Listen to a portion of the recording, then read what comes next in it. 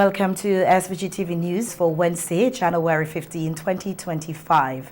I am Rochelle Batiste with the details. Minister of Finance Camila Gonzalez described the 2025 national budget as a roads budget. During his budget presentation on Monday, he revealed that a substantial allocation of $115 million has been earmarked for road development and infrastructure projects across St. Vincent and the Grenadines. A significant portion of this funding will be directed towards the maintenance and upgrading of roads through the Central Planning Division and the Roads, Buildings and General Services Authority, BRAXA. Budget 2025 increases the subvention to BRAXA, the Building, Roads and General Services Authority, by $1.25 million. The BRAXA subvention is now $17.25 million. Just 3 years ago, the subvention was $14 million. As such, the allocation has increased by 23% over the last 3 years to reflect this government's continuing focus on repairing roads and infrastructure across St. Vincent and the Grenadines. Within the pages of this year's estimates of revenue and expenditure are over $115 million in allocations for the construction of roads and bridges, to say nothing of the additional millions to finance implementation units that ensure that the works are properly executed. As we've said before, this is a multi-year project, and the repair of roads is a never-ending process. Minister Gonzalez emphasized that the budget reflects an increased focus on road infrastructure, with funding to BRAXA being significantly boosted. He noted that the agency's enhanced budget will ensure timely repairs, improve road safety and better connectivity, especially in rural and remote areas. The Finance Minister highlighted that 2025 will see the continuation of road repairs in various communities across the country, but it won't stop there. He announced that at least 16 new roads will be constructed this year, providing better access to key areas and enhancing transportation efficiency. The road programs of the NRRP and KDL have already completed roads at 21 different sites nationwide at a cost of $27 million. Another 10 roads, valued at $42 million, are well underway and will be completed by the end of April. And an additional 35 roads will be finished by the end of the year. 16 more roads will begin in the first half of 2025 and will be well advanced by year end. By any measure, this is an impressive record and an impressive schedule. There are few parallels, if any, for any sustained road rehabilitation project of such scope in St. Vincent and the Grenadines.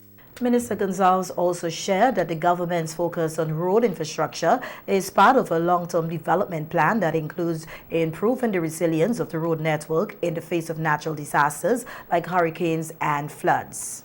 Opposition leader Dr. Godwin Friday, in his response to the 2025 budget, expressed concerns over what he describes as a big hole in the budget, particularly in the capital receipts section under the heading Other Receipts. He pointed out that this category accounts for $280.5 million, or 15% of the total government expenditure, and emphasized that there is no clarity on where this money will come from. Dr. Friday stressed the importance of scrutinizing how budget figures are presented to assess their credibility and ensure the budget is based on a solid foundation. He argued that if the foundation of the budget is flawed, then everything that follows is equally compromised. The opposition leader noted that the issue with other receipts identified in the budget has been a recurring concern raised by the opposition over the years. If you put it as a percentage of capital expenditure, which is where it's intended to be spent, it accounts for 40% of capital expenditure. They never collect much of this money, as I said. So as represented, it's a gaping hole within the budget. According to the Director of Audit in the 2019 report, for example, where she indicated that $198 million in other receipts is budgeted, yet only $3 million was raised. That's less than 2% of the capital revenue.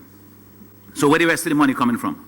And remember, according to the estimates, other capital receipts comes from domestic sources, so they intended to collect that money domestically.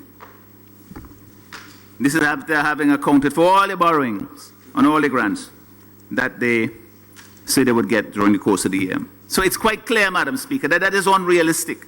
And the question we ask ourselves year after year is, why do you put it in the budget? I mean, can you imagine a business running its affairs this way, or a CEO presenting to his board or to the shareholders, when in fact, their financial statements, where they said, well, we making a profit of $100 million, is composed this way. We have $50 million. We're not quite sure where we're going to make that money, but we are projecting that profit. They will fire you. And I mean, we've been urging the people of this country to fire the government for this for a long, long time. And Dr. Friday stated that the opposition has repeatedly asked the Minister of Finance to address concerns about the other receipts category, but their inquiries has often been ignored. This time, however, he said an explanation was provided, which according to him only deepened the confusion surrounding the issue. So, Madam Speaker, what we have here is a situation where it appears that what the minister is presenting is saying that this is how we come up with this number for capital receipts, because we take these things into account and we put them together, and this somehow balances the budget. But it's not a source of revenue. A deficit is not a source of revenue. Amortization is not a source of revenue. It's not a receipt. So the question now comes. He says that capital receipts is made up of amortization, which means that has to be paid at some point. If it has to be paid, then the money has to come from somewhere. The money can't come from amortization. We say, putting it in there the way he did, it's confusing, obviously, but that is simply to say this is how it's comprised. That is what the funding will go for. But where does it come from to pay amortization? And amortization is paid all the time. The government can't default on its debt. It cannot default on its debt, so it has to pay that money. So the minister has a duty to explain where the money comes from to pay the amortization. Is it a fact? Is it that they're floating bonds to raise the funds to pay the debt? I hope, Madam Speaker, that the minister will have the courtesy to explain this, because, as I say, the way he's presented it in his budget here, it creates more confusion. It is simply not explaining the source, but it also raises the question, Madam Speaker, since he has now included amortization as a component, as a part of this problem of other receipts, that we have to now say, well, okay, where are the funds coming from? And Deputy Prime Minister Montgomery Daniel in Parliament last evening announced that he will not be contesting the upcoming general elections, which is expected to be called later this year. During his contribution to the debate, Daniel, who is the parliamentary representative for North Windward and the Minister of Transport, received a standing ovation from members of the House of Assembly. He revealed that he will be passing the baton to Grace Walters, who will contest the North Windward seat in the upcoming elections on the ULP ticket. This year makes 36 years that I'm in competitive politics. And I've been in politics for more than half of my life at this time. And so I believe I've made a contribution. Yes. And so I will not stand for any further competitive politics in this country. And I believe that the education revolution has seen outstanding personalities within the constituency. A number of them can take over as the representative of that constituency. And there's one Grace Walters who has indicated her interest And I say to you, Madam Speaker, that I intend to give her all the support possible to ensure that that constituency remains a Unity Labour Party constituency. Daniel, who first entered politics in 1989 at the request of the people, expresses pride in the progress made during his tenure. He highlighted significant developments in North Windward, including the completion of the Rabuka Bridge, the establishment of the arrowroot factory, and the construction of the fishing complex in Obia. The Deputy Prime Minister acknowledged that there is still more work to be done, and he thanked the people of North Windward for their unwavering support over the years. I believe that right-thinking people in St. Vincent and the Grenadines would realize that Montgomery Daniel has done well. Yes. Yes, I recognize that there is more work to be done, but there's always work to be done. That's right. And so, Madam Speaker, I want to say thanks to the constituency of North Windward for giving me the opportunity to serve this country. The task has not been an easy one, but we have worked well, we have produced results, and I want to thank them very much. To the Constituency Council, I want to thank them very much for their guidance and their support. Looking ahead, Daniel said that 2025 will see several key projects in North Windward, with the largest being the City Fence project in Sandy Bay. The agricultural and fisheries census, which was originally expected to be conducted as part of the 2024 capital program, has not yet been carried out. Minister of Agriculture and Fisheries Soboto Caesar provided this update in response to a question raised in Parliament last Thursday by Opposition Senator Israel Bruce regarding the status of the census. Caesar explained that he had repeatedly made it clear in Parliament that discussions regarding 2024 must take into account the realities of the impact of Hurricane Beryl. He noted that when the substantive budget for 2024 was discussed in January, the government did not anticipate the occurrence of a hurricane on July 1st, which significantly disrupted plans and forced the government to return to Parliament for a supplementary budget. The minister stated that the agricultural and fisheries census had not been carried out for several reasons, including the prioritization of recovery efforts following the hurricane. One, as I noted, there was the hurricane, and the staff that should have been dedicated to the census, they were busy implementing the supplementary estimates, where $12 million has been provided for income support to the farmers, $1,800 on each bank card for close to 6,000 farmers, and $5.5 million in direct production support to our farmers.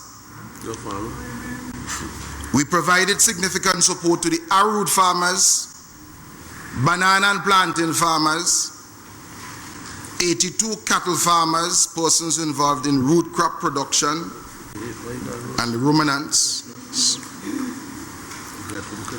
And just from a technical standpoint, Madam Speaker, I must note that the immediate aftermath of a hurricane, with the devastation that we witnessed, that was not the best time to go and do a census. Because if you do a census immediately after the hurricane, it stands to reason that the figures are going to be significantly flawed. Regarding the completion of the census, Minister Caesar clarified that it is included in the estimates for 2025. However, he emphasized that the ministry is still focused on ongoing recovery work following Hurricane Beryl.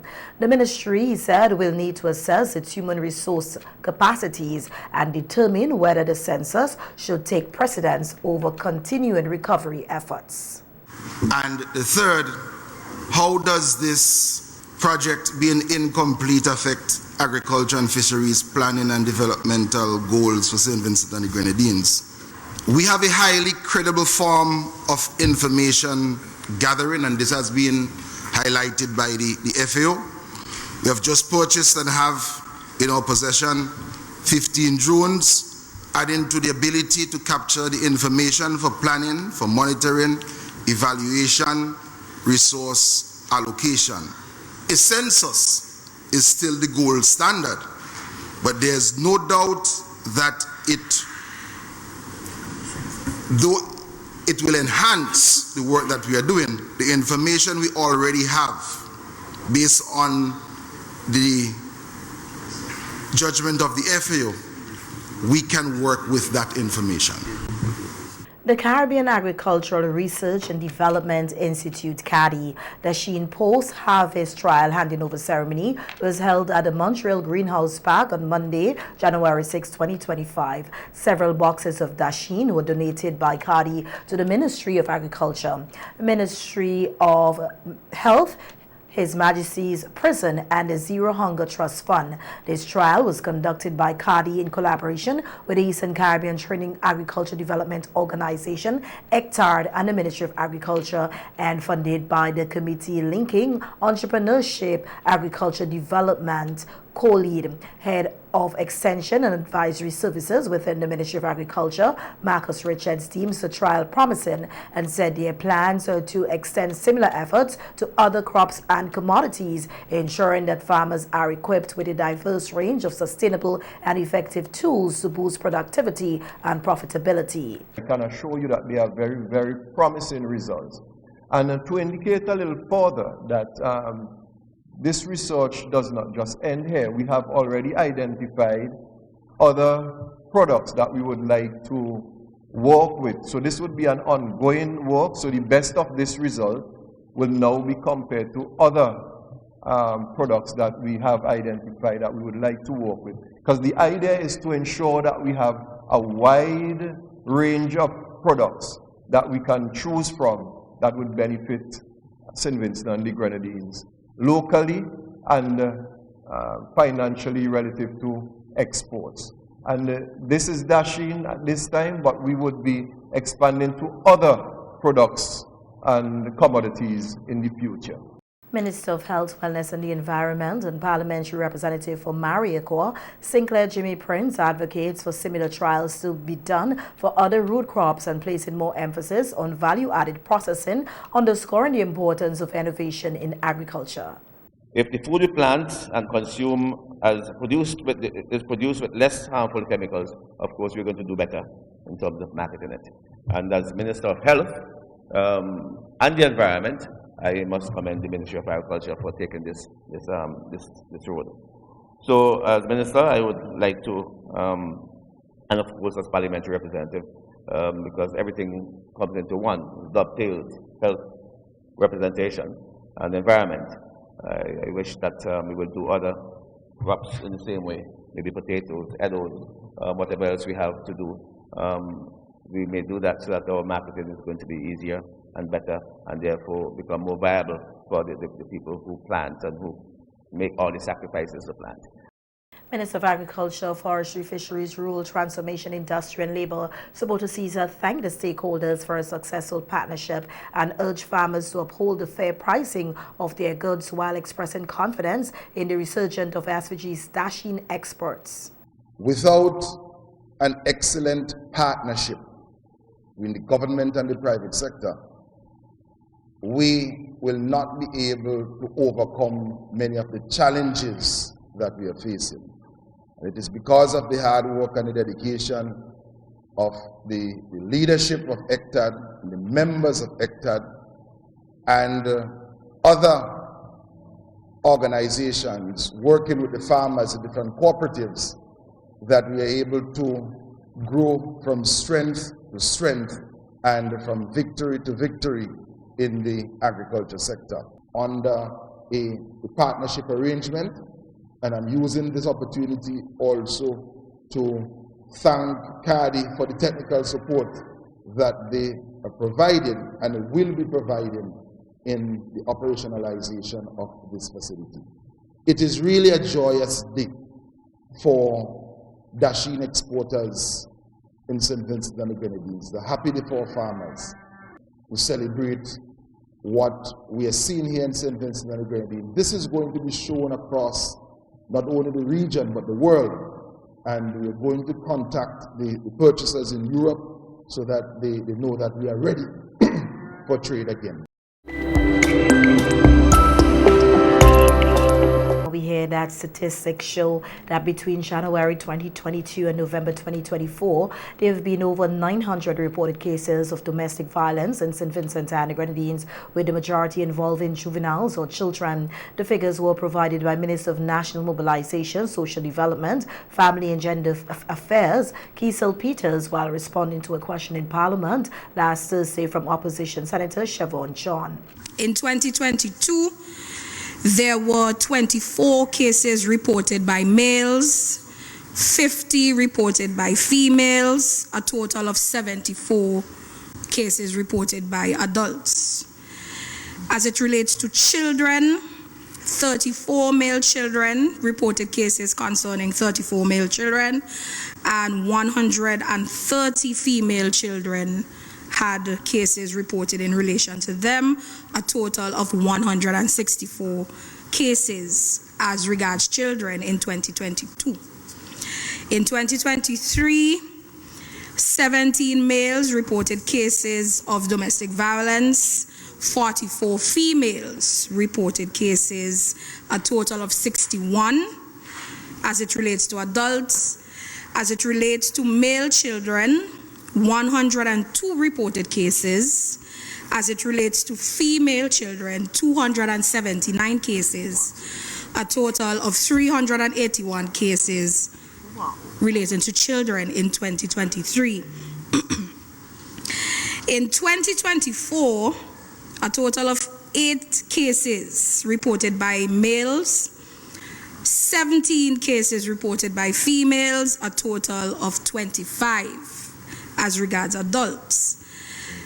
As regards male children, 80 cases were reported, female children 126 cases, a total of 206 cases were reported in relation to children. On the question of the number of reported cases in various districts, Minister Peters explained that based on data received from the police, the numbers are divided by divisions. The South Central Division, which includes communities from South Windward, South Central Windward, East and West St. George, as well as Maracaibo, recorded the highest number of reported cases, 55 involving adults. 2022, in the Western Division, which is the North Leeward area, there were 17 reported cases. In South Central Division, which includes South Windward, South Central Windward, East St. George, Maracaibo, and West St. George, there were 25 cases. In Central Division, which is East, West, and Central Kingstown, there were 8 cases. In the Eastern Division, which is North Central Windward and North Windward, there were 23 reported cases. And in the Grenadines Division, which is the Southern and Northern Grenadines, there was 1 case. That's all for 2022. For 2023, in the Western Division, there were 13 reported cases. In South Central Division, there were 24 reported cases.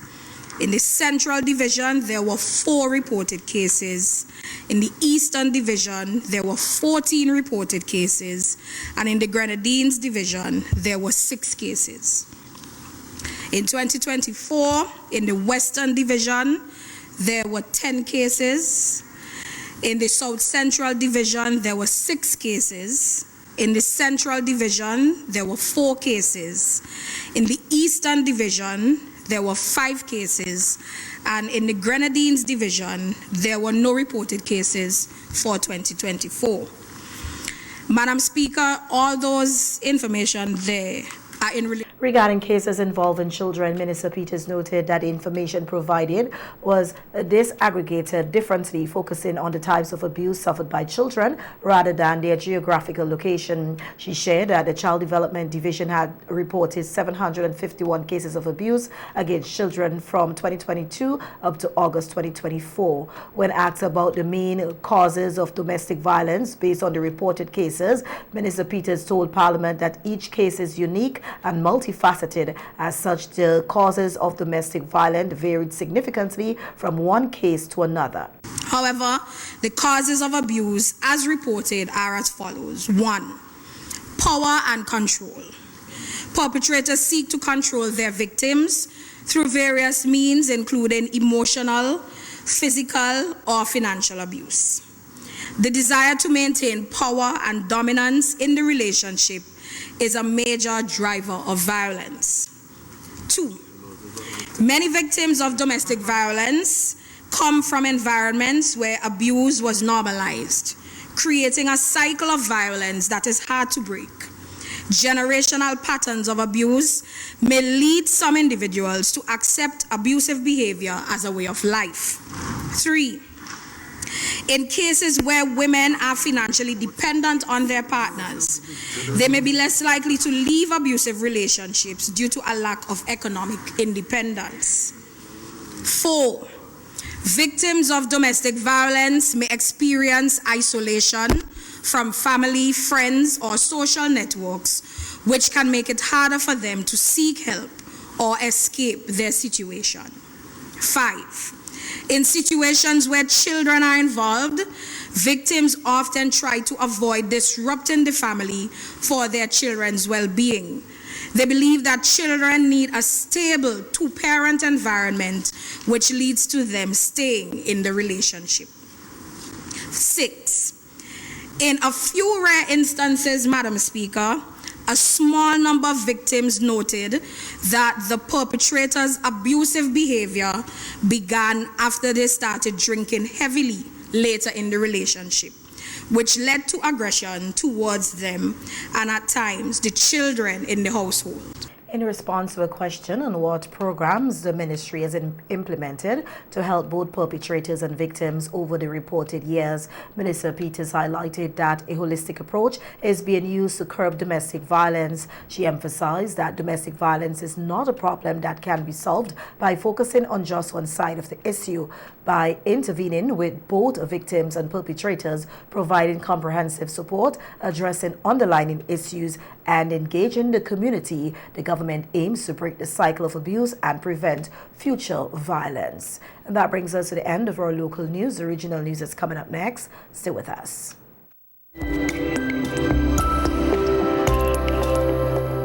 The Ever Ready Funeral Home at French's is your friend.